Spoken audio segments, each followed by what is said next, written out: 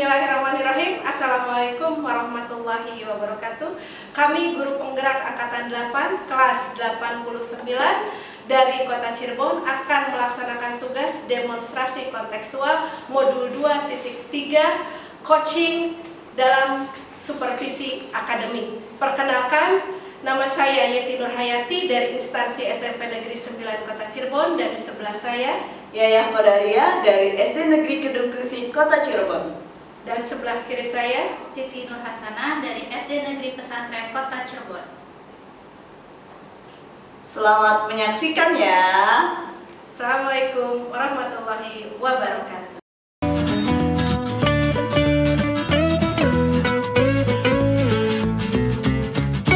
Assalamualaikum Bu Yaya. Waalaikumsalam warahmatullahi wabarakatuh. Apa kabarnya hari ini Bu Yaya? Alhamdulillah kabar baik Bu. Saya dengar Bu Yaya hari ini akan melakukan coaching bersama dengan Bu Yeti. Apa betul? Oh iya Bu, nanti jam 1 siang.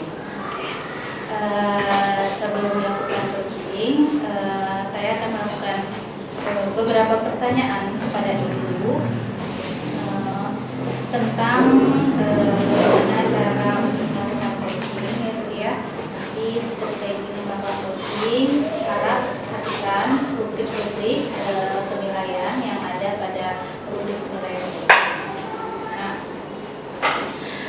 selain itu, saya juga akan mengamati Bu Yaya dalam melakukan coaching bersama dengan Bu Yeti, apakah sudah sesuai dengan alur tirta atau belum.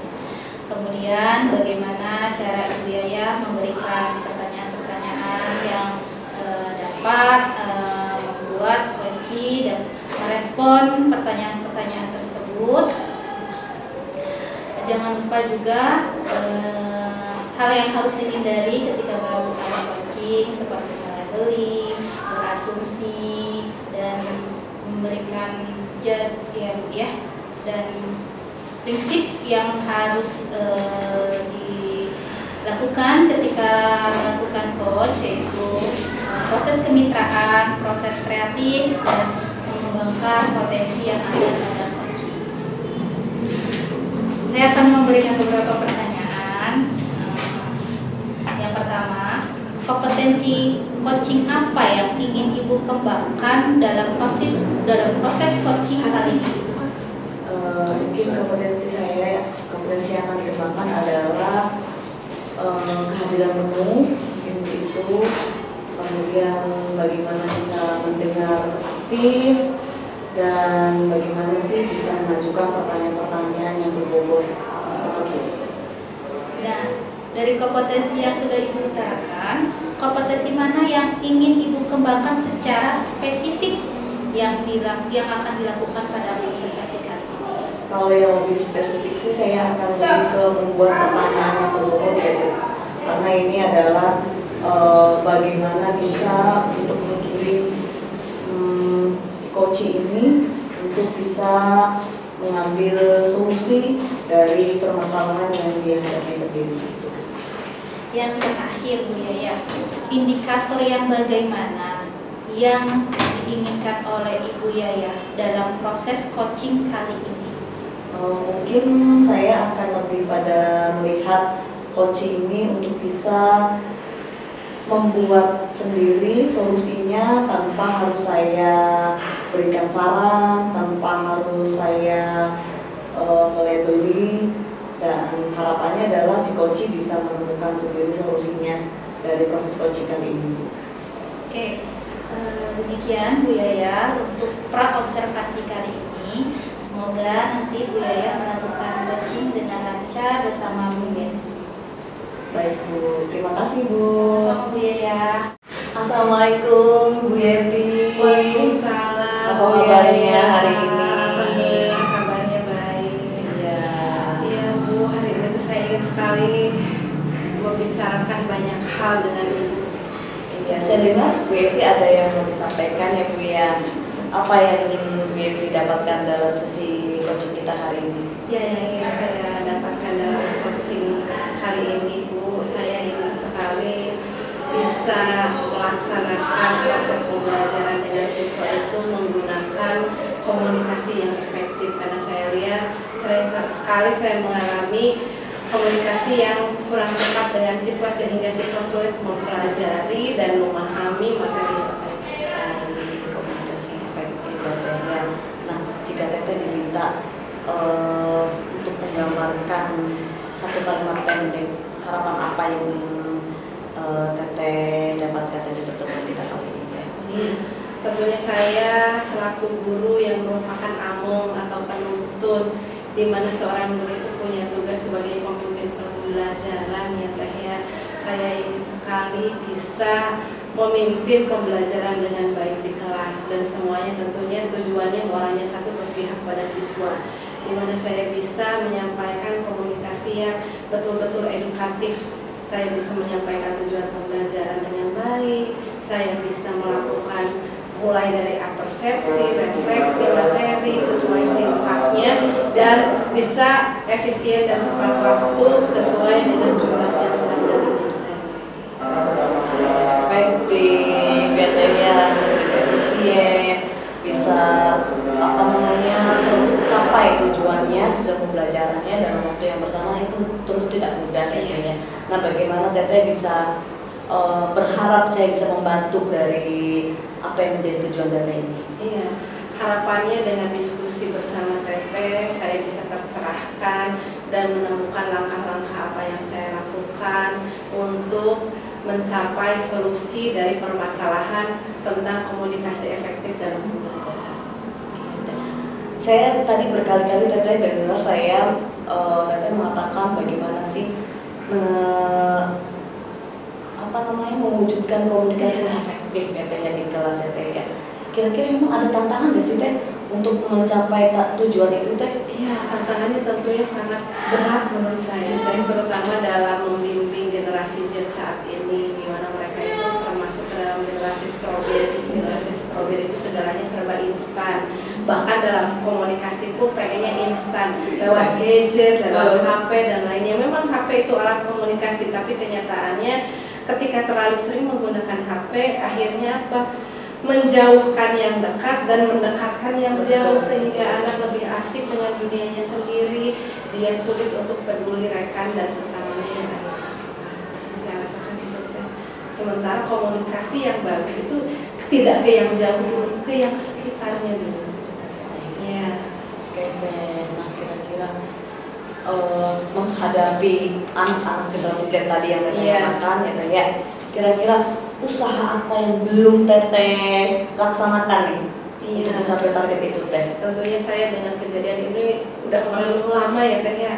Langkah apa ya sebagai guru yang harus saya lakukan? Saya sudah ada sih Teh rancangannya. Yang pertama, sebelum ngajar, pas di persepsi itu saya ingin menyisipkan materi PSE, pendidikan sosial emosional, di mana saya menanyakan kepada mereka bagaimana perasaan mereka hari ini. Dengan validasi perasaan, mudah-mudahan mereka bisa lebih present, lebih fokus dalam pembelajaran. Gak mungkin kan kita langsung ujung-ujung ngasih materi, mereka fokus aja belum gitu ya. Itu yang pertama. Lalu yang kedua, saya akan mencoba membuat pembelajaran yang lebih mengutamakan belajar kelompok Teh, sehingga dengan adanya kolaboratif otomatis komunikasi tercapai. Lalu yang ketiga, saya juga tahapan berikutnya ingin mengajak orang tua dan mengajak pimpinan saya juga, mudah-mudahan bisa melakukan pertemuan dengan orang tua siswa, bagaimana caranya mereka juga membiasakan diri menumbuhkan komunikasi yang baik di rumah. Jangan sampai ayahnya fokus ke HP, mamanya fokus ke HP, anaknya pun ke HP. Mereka bersama tapi nggak ada komunikasi. Iya, terus berikutnya mungkin strategi pembelajaran, misalnya dengan bermain seperti zaman dulu tuh Teh, seperti bikin teka-teki atau ngocok dadu di ulang tangga, tapi dikaitkan dengan materi pembelajaran, dengan permainan-permainan seperti itu, akhirnya mereka bisa berkolaboratif. Masya Allah, luar biasa sekali rencana atau rancangan yang ingin Teh Yeti lakukan. Nah, kira-kira kapan tuh Teh bisa Teteh? Secepatnya Teh, karena ini saya merupakan kegelisahan yang luar biasa. Kok anak kayaknya kurang peduli sesama, malas komunikasi, lebih asik dengan dunianya. Itu saya tuh merasanya tuh kok keluar dari kodratnya manusia sebagai makhluk sosial gitu. Teteh kok tadi saya lihat kayak yang greget gitu, secepatnya gitu. Iya. Itu kayak yang antusias banget pengen ngelakuin gitu ya. Iya. Nah, apa sih artinya kayak pengen merasakan itu tuh kayak pengen berhasil gitu? Apa sih artinya berhasil itu kalau menurut Teteh gitu? Kalau emang itu berhasil dilaksanakan? Iya, ketika saya mencapai target yang saya harapkan, ya pastinya saya akan bersyukur, saya merasa senang karena yang selama ini anak kesulitan berkomunikasi, akhirnya mereka bisa berkomunikasi dengan baik, satu sama lain saling peduli, saling menolong, bisa kerjasama, kembali sesuai dengan seperti yang KHD katakan, kita harus sesuai dengan kodrat alam dan kodrat zamannya dan tidak tercerabut dari budaya dan akar bangsa kita, yaitu gotong royong dan kebersamaan gotong royong. Komunikasi pun bagus. Bagus sekali Teh. Nanti kalau nggak kebayang nanti kalau tercapai itu akan bagaimana ya Teh ya. Bagus banget Teh cita-citanya. Nah, kira-kira Teh apa sih yang terlewat yang Teteh lewatkan untuk mencapai target itu apa Teh? Ya, saya tuh sering sekali ketika saya punya ide dan gagasan, saya merasa malu untuk mengungkapkan tuh Teh. Kalau saya mengungkapkan ini kepada teman-teman, kepada pimpinan saya, kepada wali murid, kira-kira mereka mau menerima enggak ya? Soalnya mereka juga kan bukan berarti tidak mau komunikasi dengan anak, tapi mereka juga saya yakin sibuk tersita waktunya untuk bekerja dan lain-lain. Kalau saya mengungkapkan ini, mereka bisa menerima. Terus Apa yang menjadi hal sulitnya Teh untuk bisa mengungkapkan ini kepada yang lain? Apa yang menjadi hal yang sulit? saya paling sulitnya takut ditolak. Itu. Terus nanti saya malah kecewa gitu ya.